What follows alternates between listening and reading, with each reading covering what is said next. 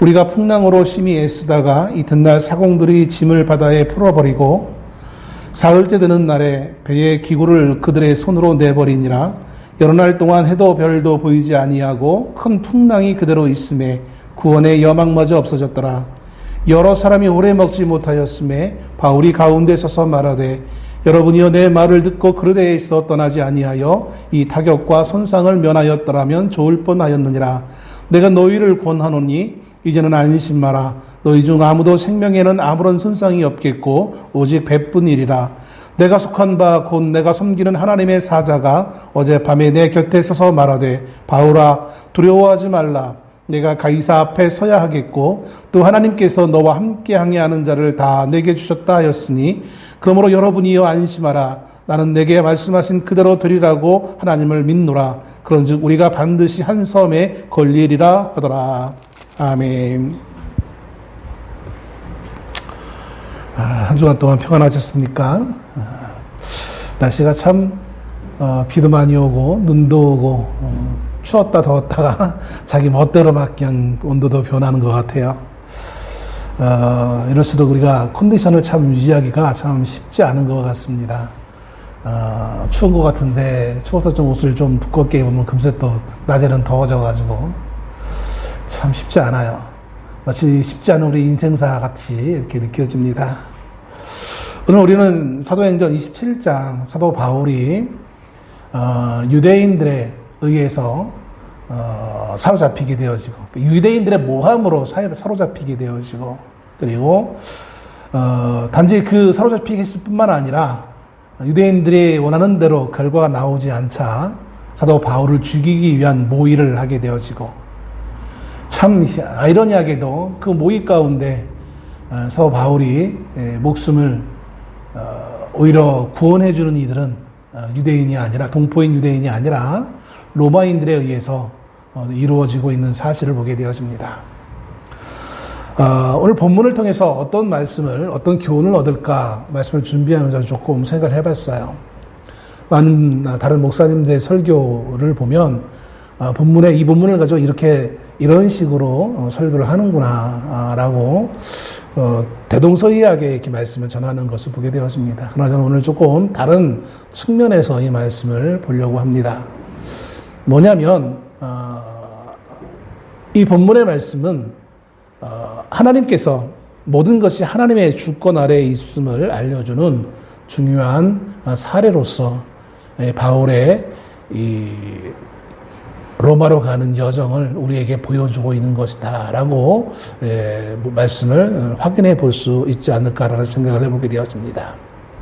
하나님의 주권이라는 것은 우리 개신교 특히 장로교에서는 매우 중요한 신학적 사상으로 여겨집니다. 모든 것이 다 하나님의 주권 아래에 있다라는 종교 개혁자들의 어떤 그 슬로건 아래에 종교 개혁이 진행되어졌고 그 하나님의 주권은 천지를 지으실 때뿐만 아니라 지으신 이후에도 여전히 유효하며 지금도 마찬가지고 앞으로 미래에도 모든 것이 하나님의 손에 의해서 다스림을 받게 되어지고 또 이루어진다는 그 사상, 이것이 곧 하나님의 주권인데 그것을 가르쳐주는 성경의 모든 내용이 다 그것이긴 하겠지만 특별히 오늘 본문의 말씀을 통하여서 바울의 입을 통해 고백되어지는 그것은 하나님의 주권을 말해주고 있다라고 생각해 볼 수 있을 것 같습니다. 본문에는 사도 바울이 사로잡혀서 아그리빠 왕 앞에 이제 놓이게 되어집니다. 본문의 이제 앞에 부분이죠. 바울이 어떻게 배를 타게 되어졌는지, 배를 타고 가다가 어떻게 풍랑을 만나서 난파하게 되어졌는지, 그 모습이 아주 간략한 과정이 오늘 본문의 말씀이지만 어떻게 그가 배를 타게 되어졌는지는 앞의 과정은 27장의 본문의 앞에 부분에 기록되어져 있는 것을 봅니다. 좀 전에 말씀드렸듯이 유대인들이 바울을 시기하여서 그를 모함하여서 로마 당국에 고소를 하게 되어집니다. 로마 총독에게 의해서 이제 재판을 받게 되어지죠. 총독이 아무리 재판을 해도 도대체 바울이 죄를 발견할 수가 없는 거예요. 그래서 고민을 하다가 시간을 이렇게 보내게 되어집니다. 그리고 이제 또 다른 총독에게 도움을 줄 만한 한 사람이 등장하는데 그는 아그리빠 왕이라는 사람입니다. 아그리빠 왕이라는 사람은 우리가 어떻게 이해하기 쉽냐면 예수님 당시에 태어날 때 헤롯 대왕이 있었어요. 그죠? 동방의 박사들이 헤롯 궁에 가서 왕으로 나신 이가 어디 있느냐라고 할 때 찾아갔던 그 왕궁에 있던 사람이 헤롯 대왕입니다. 그 헤롯 대왕의 증손자뻘 되어지는 사람이 아그리빠 왕이에요. 이 아그리빠 왕은 헤롯 대왕이 죽은 다음에 이스라엘이 4지역으로 나누어져서 각각 왕들을 세우기도 하고 또 왕이 없는 곳은 총독이 직접 다스리기도 했는데 이 아그리빠 왕은 레바논, 지금에 본다면 레바논 지역, 또 갈릴리 하면 예수님의 고향이죠. 잘 알아오신 건 갈릴리, 그 다음에 요단강 동쪽 지역의 일부 지역, 그 지역을 통치하던 왕이 이 아그리빠예요. 그는 유대의 문화에 아주 익숙한 사람이었어요. 그러니까 총독이 아그리빠 왕에게 자문을 구합니다. 여차여차한 이런 종교적인 문제인 것 같은데 유대인들이 바울을 이렇게 고소해서 내가 신문을 해봤는데 아무리 생각해봐도 총독 입장에서는 총독이 가장 재판을 할 때 중요하게 여기는 거는 로마의 반란을 일으키는 사람들 그런 죄에 대해서 판결을 하는 것이지 내부의 종교적인 어떤 문제를 가지고 판결하는 그런 위치에 있는 사람은 아니거든요. 또 실제로 뭔가 다른 사람에게 위해를 가했다라면 그 명목하에 바울을 징계할 수 있겠지만 아무리 찾아봐도 징계할 만한 요소가 없다라는 거예요. 그래서 아그리빠에게 자문을 구합니다. 아그리빠 역시 바울과 대화를 하면서 신문을 하면서 죄를 발견하지 못합니다. 근데 그 전에 바울이 총독 앞에서 이제 신문을 받을 때 어떤 것을 말했냐면 나는 로마 사람이다라는 거예요. 이 바울은 유대인이긴 하지만 흩어져 살고 있는 유대인. 그래서 로마 시민권을 소유했던 사람이에요. 종족적으로는 유대인이지만 시민권은 로마 시민권을 가지고 있던 사람이에요. 그래서 로마 시민이 그 당시 세계 여러 곳에 흩어져 살고 있지만 억울한 일을 당하면 안 되니까 억울한 일을 당할 때 로마 시민으로서 적절한 재판을 받기 위한 권한을 갖고 있었어요. 그 권한을 사용해서 나는 이 억울한 상황을 황제 앞에 가서 로마의 황제 앞에 가서 하소연하겠다, 재판받겠다라는 제의를 했었습니다. 아그리빠 왕이 바울을 신문하면서 아무리 봐도 실정법을 위반한 것이 없어요.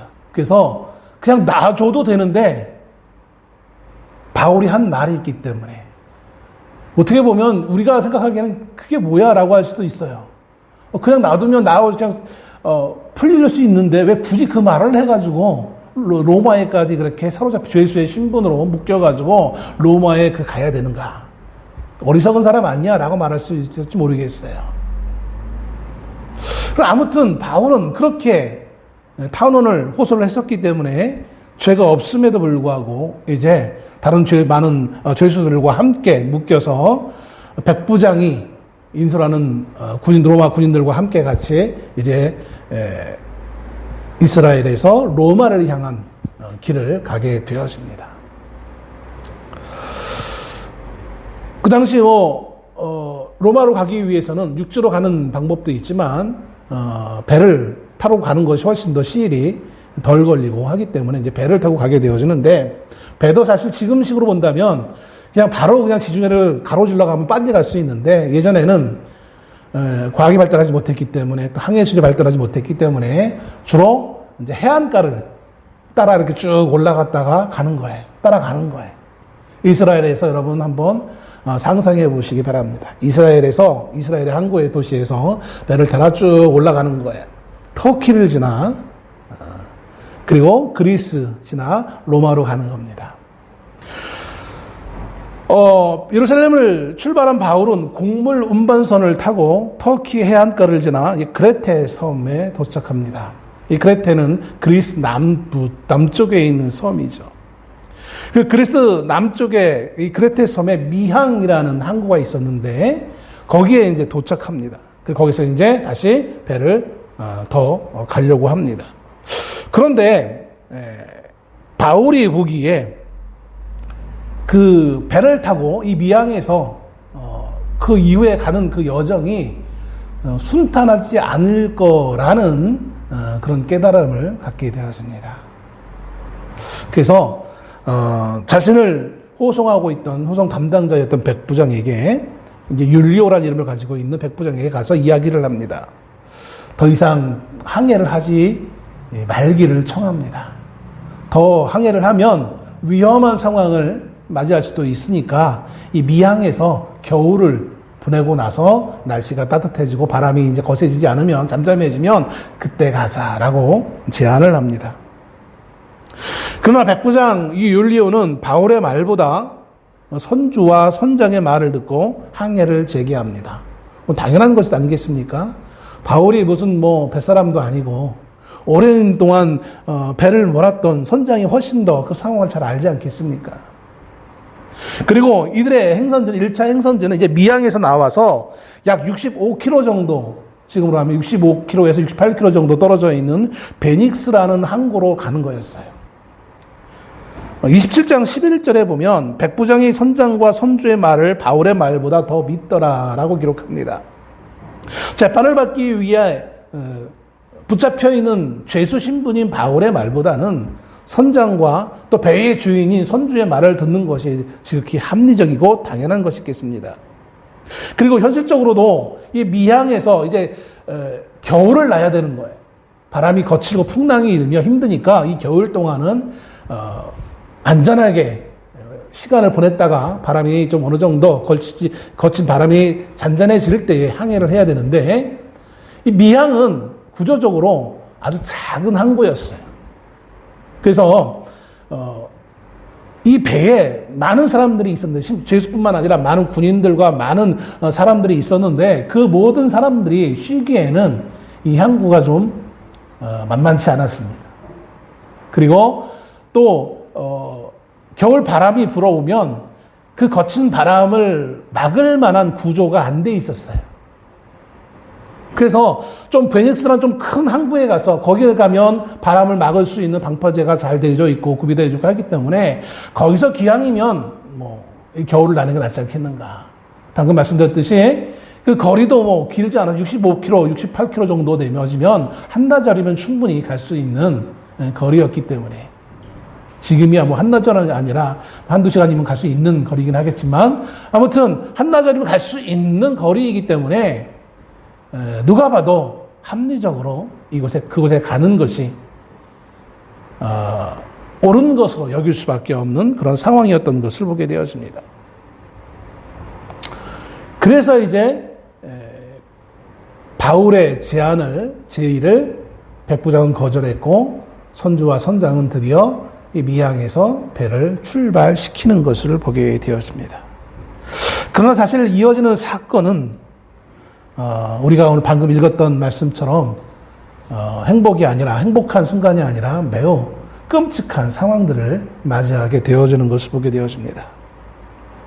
우리 인생들은 내 앞에 어떤 자그마한 어떤 사건들, 결과를 통하여서 기뻐하기도 하고 또 슬퍼하기도 하고 안도하기도 하고 또 화를 내기도 합니다.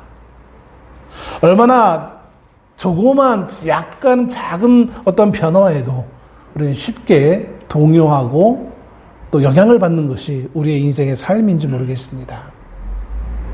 약간의 정도의 차이는 있을지 모르겠지만 모든 우리 인생들은 거기에 동일하지 않을까라는 생각을 해보게 되었습니다. 처음 이들이 선장과 선주의 제안을 대로 미항이란 그 항구에서 출발했을 때만 해도 정말 13절 말씀에 27장 13절 말씀에 보면 남풍이 순하게 불매 그들의 뜻을 이룬 줄 알고 닻을 감아 그르되 해변을 끼고 항해하더니 여전히 해변을 끼고 쭉 항해를 하는데, 야, 남풍, 순풍을 받고 참 잘 출발했다. 사람들의 마음속에, 또 백부장의 마음속에 언제 바울이라는 저 죄수가 제의했던 위험할지 모르니 그것은 이제 더 이상 그 머릿속에 남아있지 않는 상황이었어요. 조금 좀 마음에 담은, 좀 마음이 콩한 사람들은 건방지게 아무것도 모르는 사람이 그렇게 제의를 한, 그에 대해서 좀 꿍한 사람, 한두 사람 정도는 마음에 담고 거봐라고 좀 우리식으로 좀 씹는 그런 사람이 있을지 모르겠지만 아마 대부분의 사람들은 언제 그런 제안이 있었느냐 할 정도로 정말 순탄한 항해의 길을, 시간을 보내고 있는 것을 보게 되었습니다. 우리의 인생이 그런 것 같아요. 내 앞에 지금 아무런 거친 것이 없다면 우리는 금세 내 인생이 참 행복하다라고 생각을 할 것입니다. 또 그러다가도 조그만 어떠한 장애물만 있어도 내 인생은 또 왜 이래 라고 우리는 쉽게 절망하기도 하죠. 코로나가 처음 시작되어졌을 때 한번 생각해 봅시다. 신년 예배 드리고 힘차게 이제 우리 교회도 뭔가 좀 할만하다, 사람들이 좀 모이기 시작했고 곧 이제 좀 더 모이고 하면 뭐 잘 되겠네라는 어떤 그런 생각을 했던 것 같아요, 제 나름. 그랬는데 그것이 이제 2월 달이죠. 딱 지금 이번 주 2월 중순 정도인 것 같아요. 그죠? 설 지나고 나서 갑자기 코로나가 시작되어지면서 또 처음 시작했을 땐 그것이 금세 끝나겠거니 생각했단 말이에요. 근데 그게 2년, 3년 갈지 누가 알았겠습니까? 참 쉽지만 않은 인생의 모습인 것을 보게 되었습니다. 코로나를 겪으면서 우리 대한민국은 흔히들 이렇게 얘기했습니다. 뭐 언론에서 잘 다루진 않았지만 세계 G7 국가에 이제 근접한, 그리고 코로나 말쯤 되어지니까 G7의 제일 꼬리비였던 이탈리아를 앞질렀다라는 그런 말도 있었어요. 어떤 사람들은 그거를 별거 아닌 걸로 평가절하하는 사람들도 있습니다. 코로나니까 다들 그러니까. 그러나 사실은 코로나는 누구나 다 모든 나라가, 지구상에 있는 모든 나라가 겪은 것이었는데, 그럼에도 힘들지만 그래도 희한하게 세계 경제 대국인 G7의 마지막이라도 올라갈 정도가 되어졌던 그런 순간도 있었습니다. 코로나가 지난 다음 이제 1년, 2년째 되었죠. 어떻게 됐습니까? 이제 G7이 아니라 뭐 G6, 5까지 올라가겠거니라고 기대했던 우리의 모습은 처참하게 또 바뀌어져서 보니까 무역 수지를 보니까 전 세계 200개국, 200 몇 개국 가운데 거의 꼴등을 차지하는 급전직한, 또 이럴 수 있을까 할 정도로 우리 밑에는 이제 북한 정도 남아있는 걸로, 그런 걸 보면서 참 인생은 참 알지 못한다. 나는 한다고 했는데 그 결과가 온전히 나오지 못할 때 참 우리는 쉽게 할 수밖에 없고, 또 절망했다가도 또 상황이 또 조금만 바뀌면 또 금세 또 우리는 언제 그랬는가 할 정도로 회복되어진 또 우리의 모습을 보기도 할 수 있을 것입니다. 바울의 반대에도 불구하고 과감하게 출발했던 그 항해는 출발하기를 참 잘했어 라고 생각할 정도로 정말 순풍에 돛단 듯하는 표현처럼 잘 가게 되어집니다. 그런데 그 이들의 순조로운 항해는 얼마 못 가 유라굴로라는 태풍을 만나서 절망스러운 상황으로 변하게 되어지는 것을 보게 되었습니다. 이들이 얼마나 절망적인 상황이었는지 오늘 본문의 말씀에 보면 20절에 이렇게 봅니다. 여러 날 동안 해도 별도 보이지 아니하고 큰 풍랑이 그대로 있음에 구원의 여망마저 없어졌더라. 얼마나 이 태풍이, 이 광풍이라고 표현하기도 했는데 얼마나 심했던지 여러 날 동안 해도 별도 보이지 않는다는 거예요. 고대의 배가 항해를 하려면 어떻게 해야 합니까? 해를 보고 방위를 판가름해요.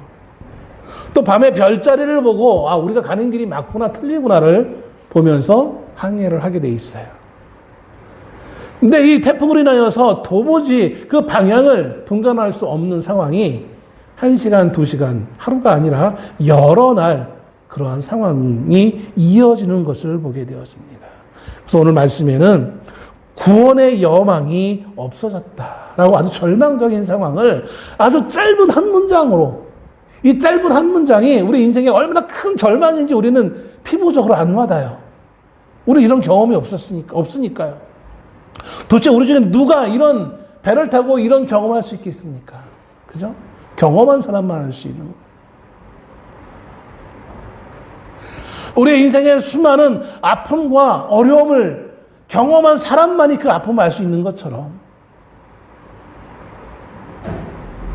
이 당시 바울과 그 바울의 일행 수많은 사람들이 나중에 보면 이들이 276명이라고 기록되어져 있는데 이 276명이라는 이 사람들이 매우 큰 절망과 절망 가운데 빠지는 그 상황을 맞이하면서 이들은 어떤 생각을 했을까요? 그 절망적인 상황 가운데 혹 어떤 자는 그래 바울이 말했을 때 우리가 출발하지 않았었으면 얼마나 좋았을까라는 그런 생각조차 할 만한 사람이 있었을까요?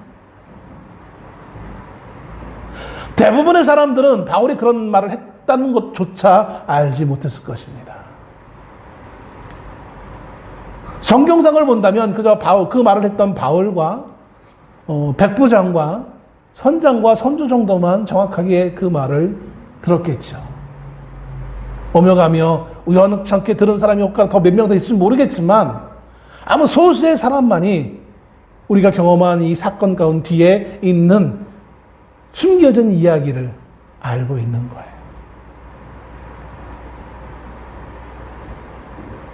어느 누구도 바울이 그 말을 했다는 것을 알 수는 없어요.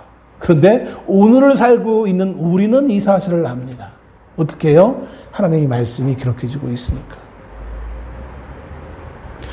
그 당시에 그 사람들보다 훨씬 더 우리가 뛰어나게 지혜롭고 뭔가 지식이 있어서라기보다는 하나님의 말씀이 이것을 우리에게 가르쳐주고 있기 때문에 이 당시 때 이런 일이 있었구나, 이런 숨겨진 비화가 있었구나라고 우리는 이해할 수 있어요. 그러면서 우리는 쉽게 이것을 판가름할 수 있습니다. 왜 바울의 말을 안 들어가지고 그런 상황을 맞이해? 바보 같은 사람들. 나 같으면 그렇게 안 했을 텐데 라고는 쉽게 그렇게 생각할지 모르겠어요. 그러나 그 당시의 사람들은 매우 합리적이고 올바른 선택을 했다라고 생각했다는 것이죠. 문제는 우리가 아무리 올바른 선택을 했다라고 생각하는 그 상황이라 할지라도 내가 아무리 정확하게 그것을 분별을 해서 결정을 해서 했다 할지라도 그것이 꼭 100% 안전함과 또 풍요로움을 우리에게 가져다 주지 않을 때가 많은 것이 우리의 인생의 삶의 모습이라는 거예요. 어떤 사람이 이렇게 얘기한다잖아요. 나이 많이 잡수신 어른들 가운데, 그럼 제가 어디서 그런 말을 들었는지 모르겠어요. 좀 정확하게 어렴풋이 들었기 때문에 팩트를 정확하게 이해하는지 모르겠는데, 어느 사람이 이제 질문을 했대요. 한 100세쯤 되어지는 분이 아주 건강하게 계시는 걸 보고. 근데 이분은 그렇게 담배를 막 피시는 분이에요. 건강의 비결을 묻자, 나는 보편적으로 담배가 건강에 안 좋다라고 하시는데 어떻게 담배를 이렇게 피우시면서도 이렇게 건강하셨습니까? 라고 질문을 하자, 이 담배는 나에게 아주 건강식품이라고 하면서 담배 그렇게 건강을 위해서 안 폈던 저 주변에 있는 모든 사람 다 죽었다고 그러면서 이 담배가 나에게 건강을 가져줬다고 이렇게 말을 했다라는 거예요. 또 어느 지역에 아주 술을 잘 드시는 분이 있는데 그분도 마찬가지로 질문을 했어요. 어르신은 어떻게 이렇게 건강한 삶을 이렇게 술을 그렇게 많이 드셨는데도 건강하게 사십니까? 나에게 이 술은 아주 건강을 가져다 주는 음식입니다. 내 주변에 그렇게 술을 안 먹던 사람 다 죽었으니까 나는 이 건강하기 위해서는 술을 먹어야 된다고.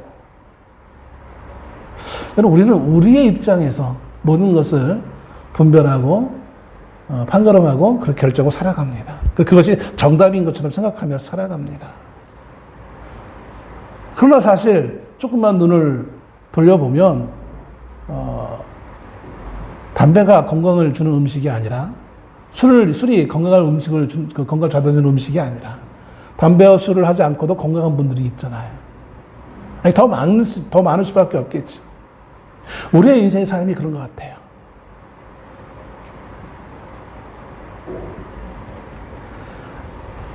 이 당시 바울의 일행들은 바울의 말을 전혀 귀담아 들으려고 하지도 않았어요.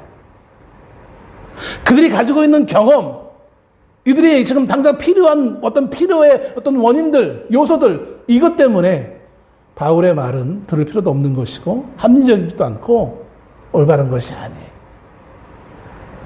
있을 것 같지도 않은, 100% 있을 것 같지도 않은 것 때문에 확실한 65km만 가면 이 겨울을 편안하게 보낼 수 있는 곳이 있는데 굳이 이 불편한 곳에 우리가 머물 필요가 뭐 있겠느냐라는 생각으로 출발한 그 길은 얼마 못 가 이들의 인생에 큰 위기를 맞이하게 되어지는 상황을 맞게 되어지는 것을 보게 되었습니다. 여러 사람이 오래 먹지 못하였음에 이렇게 표현하고 있죠. 바울이 그제서야 나서서 그 말을 합니다. 내가 이런 말을 했는데 그 말을 들었더라면 이런 어려움을 당하지 않을 수 있었지 않겠느냐라고 말을 하면서 22절에 내가 너희를 권하노니 이제는 안심하라. 너희 중 아무도 생명에는 아무런 손상이 없겠고 오직 배뿐이라. 오직 잃을 것은 배만 잃고 너희 생명은 건짐을 받을 것이다. 라고 바울이 사람들을 안심시키는 것을 봅니다. 참 이것도 이해할 수 없어요. 평안할 때는 가지 말라고 하더니 이제 곧 죽을 것 같이 막 난리치고 있는데 이제 와서 또 안심하래요. 그러니까 우리의 생각과 우리가 판단하는 그 모든 기준과는 전혀 다른 내용의 것을 바울은 지금 말하고 있는 것을 보게 되었습니다. 정말 바울이 말한 대로 나중에 결과를 놓고 보면 14일 만에 이들은 이탈리아 시칠리에 있는 오늘날 말타라는 섬에 도착하게 되어집니다. 우리 성경에 이제 멜리데라고 기록하고 있죠. 이 멜리데가 지금 이제 말타 섬이라는 곳인데 약 800km 떨어진 곳입니다.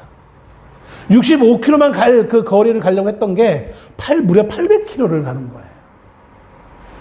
배에 있는 모든 짐들은 다 버리게 되어지고 겨우 목숨만 건져서 그 섬에 도착하게 되어지는 것을 보게 되어집니다. 이 모든 상황 가운데 여기 타고 있는 276명 가운데 275명은 그 상황에 따라서 일희일비하게 되었습니다.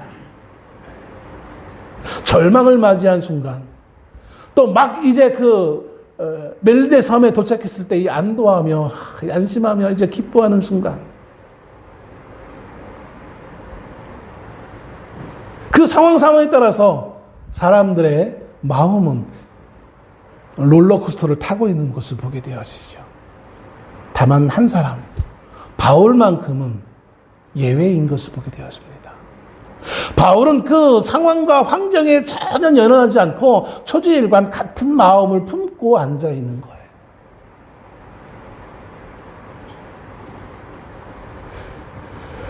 달과 별을, 해와 달을 볼 수 없는 그 풍랑으로 인해서 이리저리 휘둘리는 그 배 가운데, 그 위험한 상황 가운데서도 바울은 두려워하지 않고 담담하게 있습니다. 목숨을 건져가지고 서로 이게 이 기적이야 막 얼마나 사람들이 막 난리를 치겠습니까? 그것에도 전혀 요동하지 않아요. 어떻게 바울은 그럴 수 있었을까요? 그래요. 구원받은 다음에 기쁨을 표현하는 그 모습에 있어서는 좀 어떤 사람은 좀 진중하게 그러려니 할 수도 있겠죠. 그럼 그렇다고 쳐요. 근데 본능적으로 사람들이 그 풍랑의 위험을 만났을 때에는 얼마나 그 마음이 막 졸이겠어요. 얼마나 그 마음이 흔들리겠어요.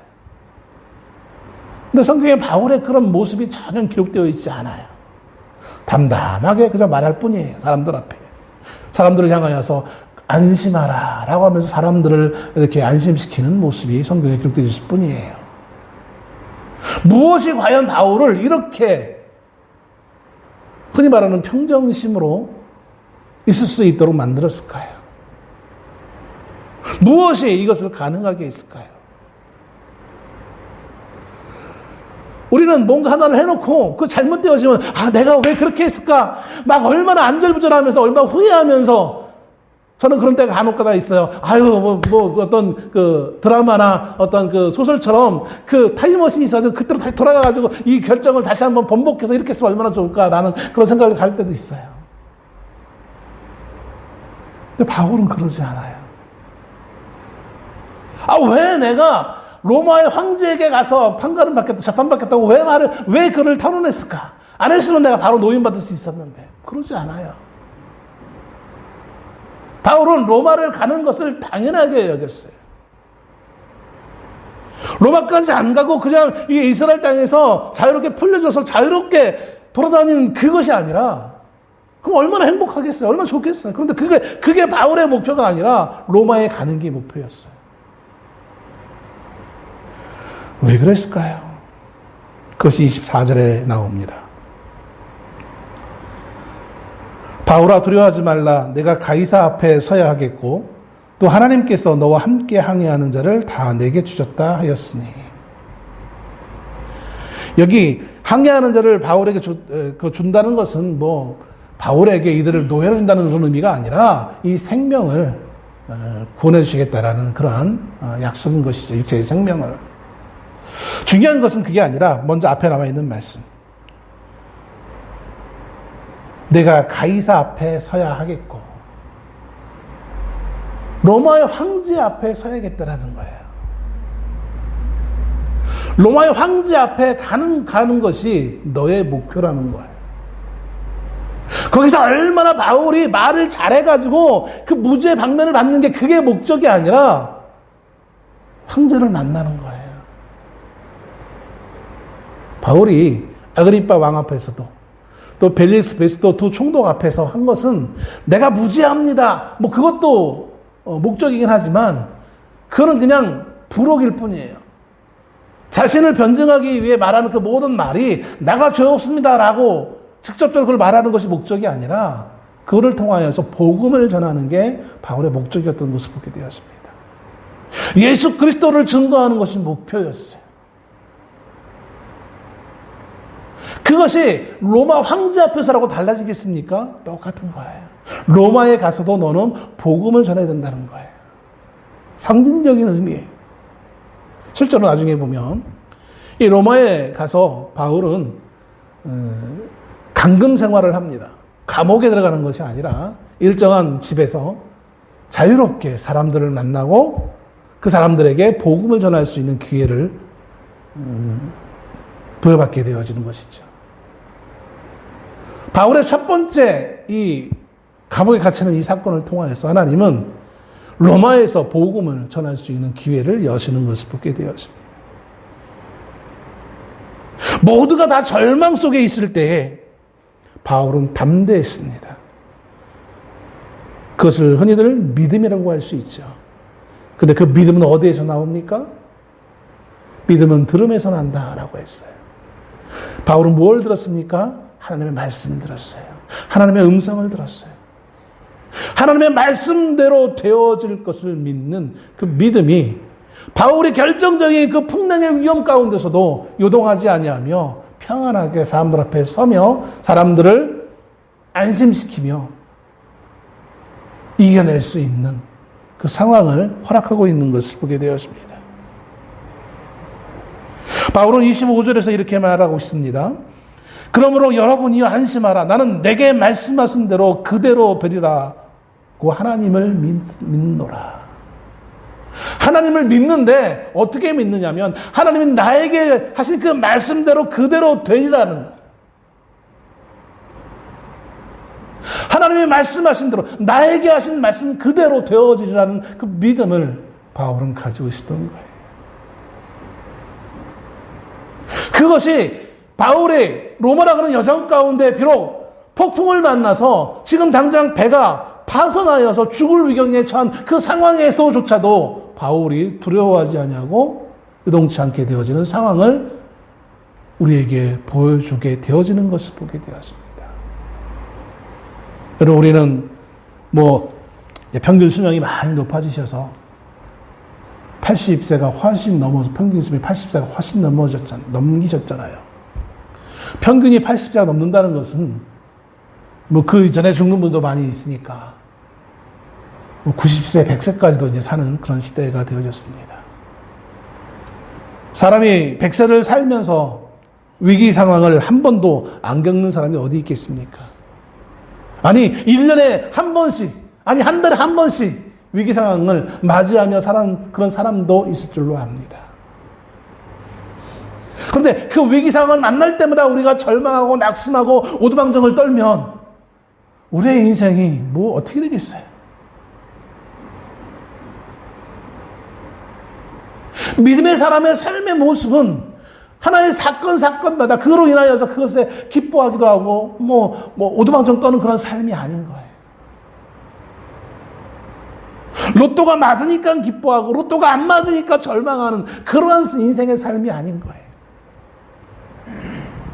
왜 억울하게 바울은 바보같이 로마에 가겠다라고 말을 먼저 해가지고 이렇게 로마까지 가는 그런 불행한 상황들을 경험하게 되었습니까? 우리 인생은 할 수만 있으면 그 불행한 것을 안 겪는 것이 행복한 삶이라고 생각하잖아요. 피하는 것이 좋은 거잖아요.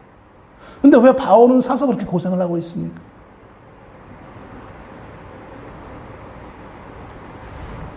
다니엘서에 보면 갈대 왕 다리오가 120명의 고관을 두고 전국을 나누어 다스리게 합니다. 120명의 고관들, 지금으로 얘기한다면 도지사라고 할까요? 우리식으로 얘기한다면. 그 120명 고관 위에 3명의 총리를 둡니다. 그 3명의 총리 가운데서 제일 위에 다니엘을 세우려고 합니다. 다른 2명의 총리들이 그것을 시기합니다. 저 포로로 잡혀온 유대인이 어떻게 우리 위에 쓸 수 있어? 그래서 이 다니엘을 모함하기 위해 계략을 꾸밉니다. 거대한 왕의 상을 만들게 해서, 황금 신상을 만들게 해서 거기에 모든 이 갈대아 백성들은 30일 동안 다른 신을 섬기지 말고 그 임금의 상에만 절하도록 이렇게 명령을 내릴 수 있도록 왕에게 제안을 합니다. 자신을 섬기고자 하는 그 의향만 놓고 다리오 왕은 기뻐 허락을 합니다. 근데 여기에 뭐가 문제가 생깁니까? 다니엘이에요. 다니엘은 늘 포로로 잡혀온 이후 끊임없이 매일마다 예루살렘을 향해 나 있는 창문을 열고 그를 향해서 매일 기도하던 사람이 다니엘이었어요. 30일 동안은 그거 하면 안 되는 거였어요. 그거 하면 사자굴에 던짐을 받게 되어지는 지위를 막론하고. 근데 다니엘은 왕의 그 조서가 선포된 이후에도 아무런 꺼리낌 없이, 두려움 없이, 요동 없이 하던 대로 늘 창문을 열고 기도합니다.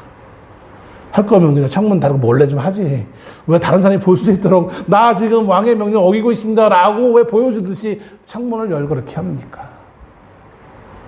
그에게는 하나님의 말씀이 있었기 때문에 그래요. 다니엘은 70년 그 때가 되어진, 그 약속의 때가 되어짐을 깨달았던 하나님의 사람이었던 것을 보게 되었습니다.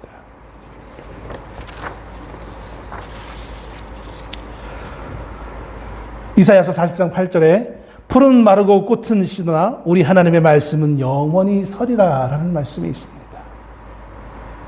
세상의 모든 것들은 만개, 필 때가 있어요. 그러나 사라질 때가 반드시 있습니다. 죽을 때가 반드시 있다라는 거예요. 그런데 하나님의 말씀은 영원하다는 것입니다. 그 영원한 것을 믿는 사람만이 세상의 수많은 상황과 조건들에 요동하지 아니하며 믿음으로 이겨낼 수 있는 사람인 것을 보게 되었습니다. 하나님은 하나님의 말씀을 결코 인생이 아니라 시건치 아니하신다고 했어요.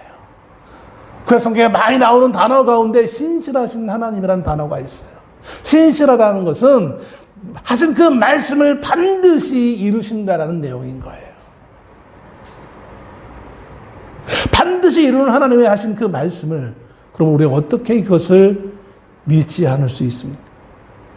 그 말씀을 믿는 사람이 어떻게 지금 나에게 삶의 100년의 삶의 인생의 삶 가운데 상황 때문에 우리의 마음이 자꾸 나누어지고 요동하고 그런 삶으로 살아갈 수 있습니까? 하나님의 말씀은 실패하지 않는다라고 말씀하셨습니다. 어떤 상황 가운데서도 하나님의 말씀은 이루어지는 거예요.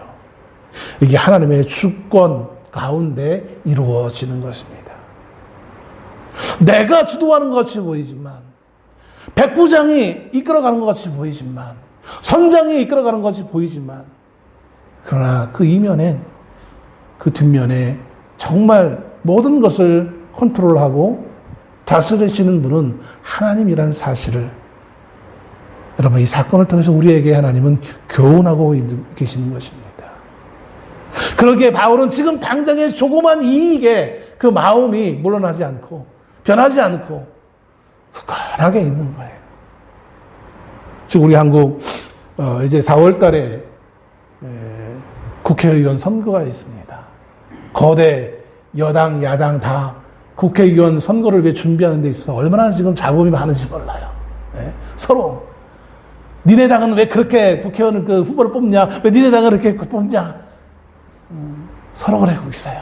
왜 나는 떨어뜨렸느냐라고 하면서 막 공격하고 있고, 뭐 머리 삭발 운동하고 있고, 뭐 단체로 행동하고 있고, 별짓들을 다 하고 있어.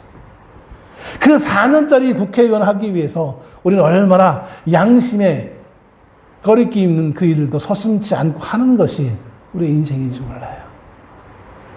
그럼 여러분, 우리 믿는 사람들은 4년짜리 인생이 아니에요. 영원하신 하신 말씀을 꼭 이루시는 하나님의 성도로서 영원한 삶을 살기 위한 준비의 삶을 살고 있는 게 이 땅에서의 성도의 삶인 것을 여러분 믿으시길 바랍니다.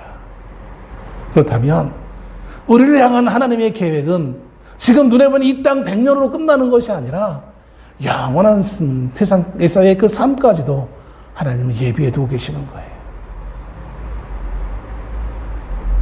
하신 말씀을 꼭 이루시는 그 하나님의 말씀, 그 말씀대로 되어짐을 믿었던 바울처럼 하나님은 우리를 향한 놀라운 계획을 가지고 계십니다.